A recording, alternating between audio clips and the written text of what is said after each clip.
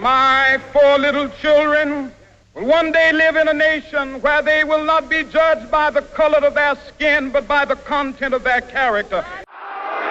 They returned to Tahrir Square, thousands of Egyptians, to chant the same chant of the revolution.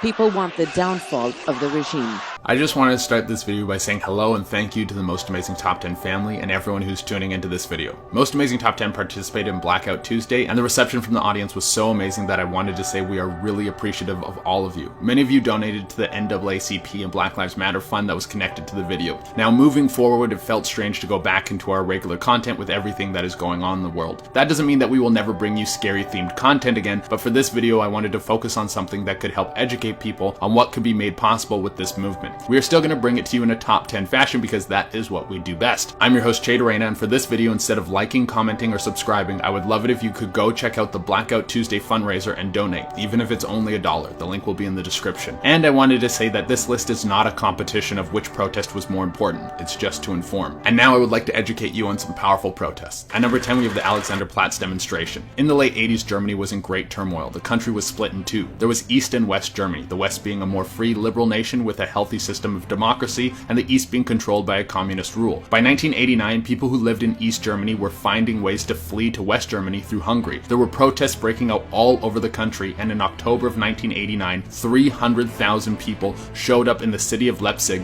to protest for political reform. A month after that, somewhere around 750,000 people marched to the Berlin Wall in East Germany and protested once again for political reform. Within a few days, the communist regime was broken, and there was an order to tear down the Berlin Wall. Coming in at number 9, we have the Boston Tea Party. When America was still under British rule, colonial Americans were starting to get fed up with the British influence. They wanted to have control of their own country. That's when the British passed the Tea Act. This would force the soon-to-be Americans to pay a huge amount of money to the British Parliament for the tea trade. Colonials did not want this at all. They wanted a country where they could be taxed by their own government. So as a protest, a group of colonials snuck onto British ships in the Boston Harbor, and they started to throw crates of tea that were on board the ships into the ocean. This was over $1 million in lost revenue, but it was a very important moment in American history because it led to the American Revolution. Coming in at number 8, we have the suffragettes movement. The suffrage movement was started in 1903, and the focus was voting rights for women, but a larger picture was to bring more equality to women in America. The suffragettes protested hard. They would go on marches, they would harass and heckle politicians, and they would even burn down election booths and chain themselves to buildings to show solidarity. This was met with heavy resistance from the public and the government. This type of behavior was unheard of, and many of them were quickly arrested. But when they arrested, they didn't stop the movement. While in prison, they would go on hunger strikes, which led to even more cruel treatment when they were forced fed. They kept fighting, and it wasn't until after World War I where women over 30 were now allowed to vote. And then 10 years later, it was made that women 21 years of age could vote. Coming in at number 7, we have the Stonewall riots. It was the summer of '69, and gay people throughout America were being treated horribly. Gay sex was actually illegal as it would break archaic sodomy laws. There were few places in the country where gay people could go to feel accepted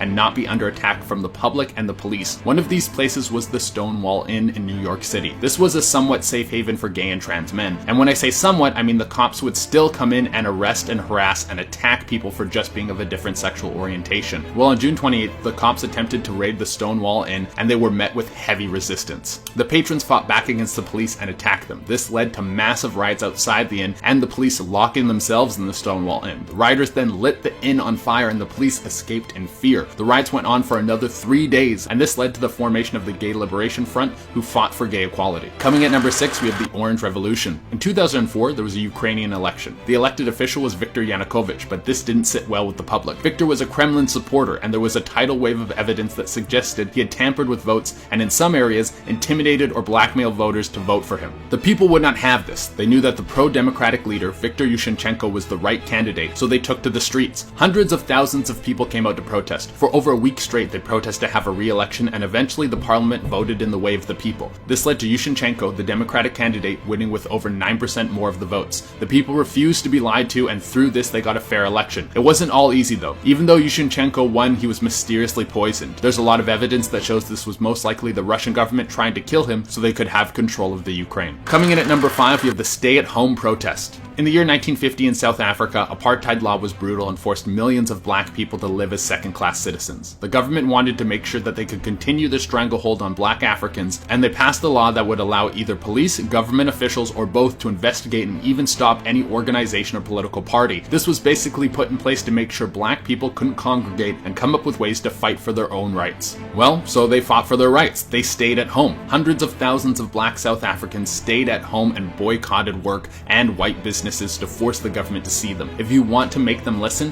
hit them in their wallets. Coming in at number 4, we have the Tahrir Square protests. During the revolution, many like Mahmoud paid with their lives in Tahrir Square.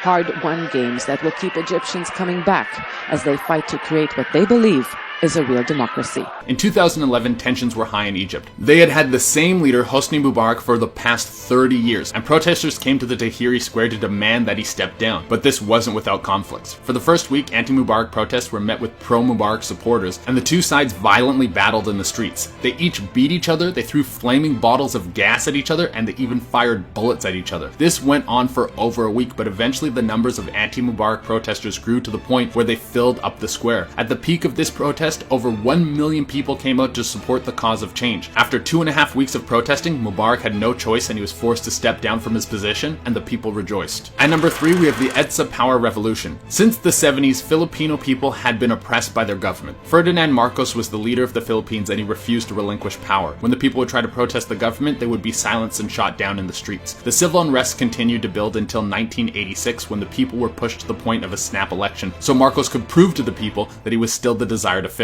There was also pressure from the US to hold this election to keep the Filipino people at ease. Not long before this election was meant to be held, the opposition leader was assassinated and his wife took his place. The election still went through and Marcos won, but it was very clear that Marcos had rigged the election, especially when 2 high-ranking military officials stepped down and called for Marcos' resignation. When word got out, people started to flood the streets to protest. 3 million Filipino people came out to fight for democracy. Marcos called tanks to come in and kill the protesters, and when the tanks arrived, they kneeled in front of the tanks, placed their hands upon them, and the tanks stopped. The soldiers refused to kill the protesters, and Marcos fled the country. A full revolution happened without a drop of blood. Coming in at number 2, we have the March on Montgomery. In March of 1965, Martin Luther King, along with several other members of the civil rights community, planned a march from Selma, Alabama to the capital Montgomery. This was a protest to display that all Americans, it doesn't matter if you're black or white, have the right to vote. The first attempt at this was met with harsh resistance from the Alabama governor. He sent riot police to stop them from marching. The police gassed and attacked the protesters. It was horrible. However, this caught attention of President Johnson, who spoke out before Congress about his support for the movement. Later that month, 3,200 people met in Selma to make the march happen again. The governor of Alabama was still against this display, but this time the protesters had support of the president, who federalized the National Guard to protect Martin Luther King and the other supporters of the civil rights movement as they walked. The trip was 52 miles and took 5 days, and by the time they made it to the end of this journey, they had 25,000 people walking with them. This display led to the Voters Act, which made it illegal for racial discrimination against voters. Coming in at number 1 is the March on Washington. August 28th in 1963 would be one of the most incredible days in American history. The way that black people were being treated in the southern states was finally reaching a level where leaders could no longer tolerate it, and John F. Kennedy was making a push to have new civil rights laws presented before Congress. This type of change was not an opportunity that could be passed up, so a march was planned to show how much Americans cared about the rights of black people. They were to march from the Washington Monument to the Lincoln Memorial. The numbers of supporters could have never been expected. Nearly 250,000 people showed up, all of different races and religions, because they saw what had to change. At the end of this march, several speakers took to the podium to talk to the people about why this movement meant so much and about how they had a chance right then and there to make America different. It was on this day that Martin Luther King gave his I Have a Dream speech. That march and Martin Luther King's speech greatly influenced the passing of the Civil Rights Act and the Voters Act. Free at last!